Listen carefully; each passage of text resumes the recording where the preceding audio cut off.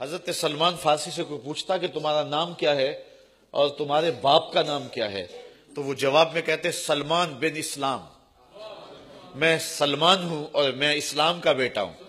تو کوئی پوچھتا نہیں اپنے باپ کا نام بتاؤ، تو حضرت سلمان جواب میں کہتے تم 70 بار بھی پوچھو گے تو جواب یہی ملے گا، میری نسبت، میرا ناتا، میرا رشتہ اسلام سے ہے۔ جو دوستی کا معیار ہے وہ اللہ اور اس کے رسول کی محبت ہے۔ تو فرمایا کہ اگر کوئی اس کے باوجود بھی ان راہوں کا مسافر بن جائے اور ان سے دوستیاں گانٹھے رکھے اور تعلق جوڑے رکھے تو فرمایا کہ وہی ظالم لوگ ہیں۔ آگے دیکھیے، کل اے محبوب آپ فرما دیجئے، یہ لوگوں سے مخاطبہ ہے اور حضور کی زبان سے بات کہلوائی جا رہی ہے۔ یہ رشتے تقدس ماب ہیں، لیکن دیکھیے کہ ایک پلڑے کے اندر ان رشتوں کو رکھیں اور دوسرے پلڑے کے اندر حضور کا پیار رکھیں اور پھر وزن کریں تو کون سا پلڑا جھکتا ہے۔ اب دیکھیے رشتے کتنے تقدس ماب ہے۔ قل فرما دیجئے محبوب، ان کان آباؤکم، اگر تمہارے ماں باپ، و ابناؤکم، اور تمہارے بیٹے، و اخوانکم، تمہارے بھائی، و ازواجکم، تمہاری بیویاں، و عشیرتکم، اور تمہارا قبیلہ، و اموال اقترفتموہا، تمہارے وہ کمال جو تم نے کمائے ہیں، محنت کی ہے، کمائی کے مال جو وراثت میں ملے، وہ مال نہیں ہے، چونکہ ان کے ساتھ جو ہے وہ اتنا پیار اور ربط بندے کو نہیں ہوتا ہے جو اس مال کے ساتھ ہوتا ہے جو انسان نے محنت کر کے کمایا ہو۔ غالباً شیخ سعدی نے لکھا ہے کہ وہ کہتے ہیں میں کہیں گیا تو ایک لڑکا تھا جس نے ہزاروں دینار کی شال پہن رکھی تھی اور وہ ریشم اور کیم خواب اور قیمتی کپڑوں سے تھی، تو میں نے دیکھا کہ وہ شال کے ساتھ اپنے جوتے صاف کر رہا ہے۔ تو میں نے رک کے کہا بیٹے یہ ہزاروں دینار کی شال ہے اور اس کے ساتھ تم 2 آنے کے جوتے صاف کر رہے ہو؟ تو وہ کہنے لگا یہ شال مجھے وراثت میں ملی ہے اور یہ جوتے میں نے خود خریدے ہیں۔ جو مال کمائی کا ہو، جس کو اپنے ہاتھ سے کمایا ہوا ہو، تو وہ مال جو ہے وہ بندے کو زیادہ محبوب ہوتا ہے۔ قرآن انسان کے مزاج پر بات کرتا ہے، اس لیے وہ مال بیان نہیں کیا ہے جو وراثت میں ملا ہے، بلکہ فرمایا وَأَمْوَالُ نِقْتَرَفْتُمُوهَا، تمہارا وہ مال جو تم نے خود کمایا ہوا ہے، وَتِجَارَةٌ تَخْشَوْنَ كَسَادَهَا، اور تمہاری وہ تجارت جس پر تمہیں کساد بازاری کا ڈر لگا رہتا ہے، دھڑکا لگا رہتا ہے، وَمَسَاكِنُ تَرْضَوْنَهَا، اور تمہارے وہ بنگلے، وہ گھر، وہ کوٹھیاں جو تمہیں پسند ہیں، جو تم نے پسند کر کے جو ہے خریدے ہیں اور جن کو محنت کے ساتھ تم نے بنایا ہے، یہ ساری چیزیں بیان فرمائی۔ تمہارے ماں باپ، تمہارے بیٹے بیٹیاں، تمہارے بھائی بہن، تمہاری بیویاں، تمہارا قبیلہ، خاندان، برادری، تمہارا کمائی کا مال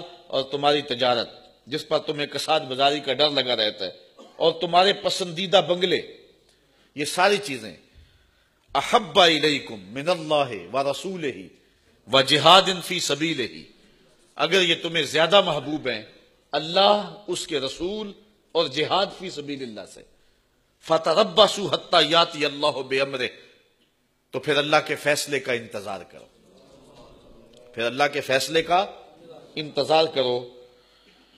واللہ لا یہدی القوم الفاسقین، اللہ فاسقوں کو ہدایت نہیں دیتا ہے۔ اب یہ ساری چیزوں کے ساتھ جو انسان کا طبعی پیار ہے وہ قرآن نے بیان بھی کیا ہے، وَمَسَاكِنُ تَرْضَوْنَهَا، جن کو تم پسند کرتے ہو۔ اسلام اس کی نفی نہیں کرتا، اسلام دین فطرت ہے۔ باپ کے ساتھ جو فطری اور طبعی پیار ہے اسلام نے اسے نہیں روکا ہے۔ ماں کے ساتھ جو پیار ہے اس کا تو درس دیا ہے، بھائیوں کے ساتھ حسن سلوک کرنے کا سلیقہ سکھایا ہے، مال کمانا اور رزق حلال کی تلاش عبادت قرار دیا ہے۔ اچھا گھر، اچھی سواری اور اچھی بیوی یہ انسان کی خوش بختی قرار دیے گئے ہیں۔ اسی طرح بہن بھائیوں کے ساتھ حسن سلوک کرنا، تجارت جو ہے یہ سچی تجارت کرنے والے کو اعزاز دیا گیا۔ التاجر الصدوق مع الانبیاء یوم القیامہ، سچا تاجر قیامت کے دن نبیوں کے ساتھ اٹھایا جائے گا۔ قرآن نے ان چیزوں کی نفی نہیں کی ہے، ان کی محبت فطری طور پہ ہے۔ انسان جب تھکا ماندہ گھر آئے تو اپنا گھر دیکھ کے اس کو خوشی تو ہوتی ہے، کوئی کہے کہ نہیں مجھے اچھا نہیں لگتا، یہ تو عجیب بات ہے، گھر دیکھ کے مسرت تو ہوگی۔ جب سکول سے بچے آئیں تو باپ لپٹ کے ان کا ماتھا چومنا چاہتا ہے، یہ فطرت ہے۔ ماں کے قدم چومنے کو جی چاہتا ہے، کوئی نالائق ہو تو الگ بات ہے۔ بیوی کے ساتھ قلب کی رغبت اور میلان یہ ایک فطری بات ہے۔ حضور نے ارشاد فرمایا کہ نکاح سے جو رشتہ پیدا ہوتا ہے اس سے زیادہ محبت کا کوئی جوڑ ہی نہیں ہے۔ اگر پیار کرنا ہے تو پھر بیوی کا روپ بہترین روپ ہے، اور یہ ترغیب ہمیں دی گئی ہے کہ اتنا پیار کرو کہ نظر کسی اور سمت اٹھنے ہی نہ پائے۔ یہ درس دیا گیا، یہ سبق دیا گیا ہے۔ اسی طرح انسان کے مال کی طرف، جیب میں پیسے ہوں تو دل کو تسکین تو ہوتی ہے، خالی ہو تو کوئی آج تو پاس نہیں بٹھانے کے لیے تیار ہوتا ہے۔ تو یہ ساری چیزوں کے ساتھ انسان کا جو تعلق ہے، انسان کا جو ربط ہے، برادری ہے، وعشیرتکم تمہارا خاندان ہے، قبیلہ ہے، برادری ہے، تو انسان کو اپنے قبیلے برادری کے ساتھ ایک گنا تعلق ہے، اور وہ اپنوں میں بیٹھ کر کے اپنائیت محسوس کرتا ہے، اسے خوشی ملتی ہے۔ یہ ایک فطری بات ہے، اسلام نے، قرآن نے اس کی نفی نہیں کی ہے، لیکن کہیں ایسا نہ ہو کہ ان چیزوں کا پیار آگے چلا جائے اور رسول کریم کا پیار پیچھے آ جائے۔ یہ بس دیکھنا ہے، احتیاط کرنی ہے، کہیں ایسا نہ ہو کہ برادری آگے چلی جائے اور دین پیچھے چلا جائے، ایسا نہ ہو کہ گھر آگے چلا جائے اور اللہ کا گھر پیچھے چلا جائے، یہ نہ ہو۔ بس فرمایا کہ اگر یہ چیزیں اللہ، اس کے رسول اور جہاد فی سبیل اللہ سے تمہیں زیادہ محبوب ہیں تو پھر کیا ہے؟ فَتَرَبَّصُوا حَتَّىٰ يَأْتِيَ اللَّهُ بِأَمْرِهِ، پھر اللہ کے فیصلے کا انتظار کرو۔ وہ فیصلہ کیا ہے؟ یہاں مبہم رکھا گیا، یہاں وہ چیز بیان نہیں کی گئی، اس کا فیصلہ کیا ہو سکتا ہے، یہ بات بیان نہیں کی گئی یہاں۔ پھر اس کا کوئی فیصلہ آئے گا تمہارے اوپر، اس کا پھر انتظار کرو۔ اگر تمہیں ان چیزوں کی محبت، اللہ اس کے رسول کی محبت سے زیادہ ہے تو پھر اس کا فیصلہ تمہارے اوپر آئے گا۔